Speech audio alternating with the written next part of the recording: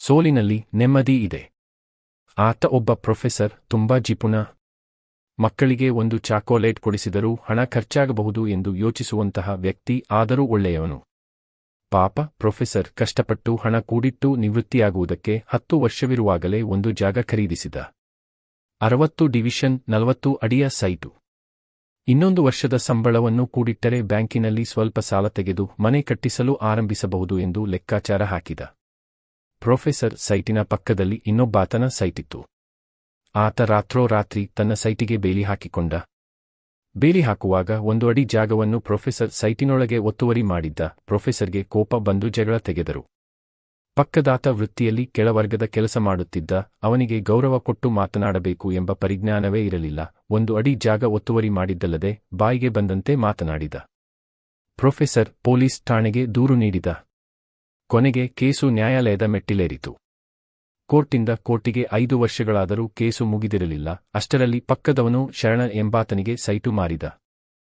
ಶರಣ ಸೈಟು ಖರೀದಿಸಿದ್ದಕ್ಕಾಗಿ ಅಕ್ಕಪಕ್ಕದವರಿಗೆ ಸಿಹಿ ಕೊಟ್ಟು ಅವರನ್ನು ಪರಿಚಯ ಮಾಡಿಕೊಳ್ಳಬೇಕು ಎಂದುಕೊಂಡು ಪ್ರೊಫೆಸರ್ ಮನೆಯ ಗೇಟಿಗೆ ಬಂದ. ಪ್ರೊಫೆಸರ್ ಸಾಹೇಬರು ಶರಣನನ್ನು ಗೇಟಿನಲ್ಲಿಯೇ ನಿಲ್ಲಿಸಿ, ತಾವ್ಯಾರು ಎಂದರು. ಶರಣ, ನಾನು ಪಕ್ಕದ ಸೈಟನ್ನು ಖರೀದಿಸಿರುವ ವ್ಯಕ್ತಿ. ನಾಳೆಯಿಂದ ಮನೆ ಕಟ್ಟಲು ಆರಂಭಿಸುತ್ತೇನೆ. ಅದಕ್ಕೆ ತಮಗೂ ಸಿಹಿ ಕೊಟ್ಟು ಹೋಗಲು ಬಂದಿದ್ದೇನೆ ಎಂದ. ಪ್ರೊಫೆಸರ್ ಕೋಪ ನೆತ್ತಿಗೇರಿತು. ಈತ ಉದ್ದೇಶಪೂರ್ವಕವಾಗಿಯೇ ಸಿಹಿ ಕೊಡಲು ಬಂದಿದ್ದಾನೆ ಎಂದುಕೊಂಡು ಮೊದಲು ನಮ್ಮ 1 ಅಡಿ ಜಾಗದ ತೀರ್ಮಾನ ಆಗಬೇಕು, ನಂತರ ಸಿಹಿಯೇ ಎಂದರು. ಶರಣ ತಕ್ಷಣ, ಅದಕ್ಕೇನು ಪ್ರೊಫೆಸರ್ ಸಾಹೇಬರೇ, ನಿಮಗೆ ಬೇಕಾದರೆ 2 ಅಡಿ ಜಾಗ ಬಿಟ್ಟೆ ಮನೆ ಕಟ್ಟಿಕೊಳ್ಳುತ್ತೇನೆ. ನಾನು ನೆಮ್ಮದಿಯಾಗಿದ್ದರೆ ಇನ್ನೊಂದು ವರ್ಷದಲ್ಲಿ ಇಂತಹ ಇನ್ನೊಂದು ಸೈಟು ತೆಗೆದುಕೊಳ್ಳಬಹುದು ಎಂದ. ಪ್ರೊಫೆಸರ್ನ 10 ವರ್ಷದ ಪ್ರಯತ್ನವನ್ನೆಲ್ಲ ಒಟ್ಟಿಗೆ ಸೇರಿಸಿ ಕಪಾಳಕ್ಕೆ ಹೊಡೆದಂತಾಗಿ ಒಮ್ಮೆಯೇ ಎಚ್ಚರ ತಪ್ಪಿಬಿದ್ದರು. ದ್ವೇಷ ನಿನ್ನ ಆದರ್ಶಗಳನ್ನೇ ಸುಡುತ್ತದೆ. ಸೋಲದಿದ್ದರೆ ಶ್ರೀರಾಮನಿಗೂ ಬೆಲೆಯಿಲ್ಲ. ಓದುತ್ತಾ ಕುಳಿತಿರುವ ಅದಮ್ಯ ಚೇತನವೇ. ರಾಮಾಯಣ ಎಂದರೆ ಶ್ರೀರಾಮಚಂದ್ರ ಎನ್ನುತ್ತೇವೆ. ಪಿತೃವಾಕ್ಯ ಪರಿಪಾಲನೆಗಾಗಿ ಶ್ರೀರಾಮಚಂದ್ರ ರಾಜ್ಯ ತೊರೆದು ವನವಾಸಕ್ಕೆ ಹೋದ. ಅಷ್ಟಕ್ಕೆ ಮುಗಿದಿದ್ದರೆ ರಾಮಾಯಣ ಕತೆ ಶ್ರವಣಕುಮಾರನ ಕತೆಯಾಗಿ ಶ್ರವಣ ಕುಮಾರಾಯಣವಾಗುತ್ತಿತ್ತು. ಏಕೆಂದರೆ ಶ್ರವಣಕುಮಾರ ಶ್ರೀರಾಮಚಂದ್ರನಿಗಿಂತಲೂ ಮಾತಾಪಿತೃ ಭಕ್ತ.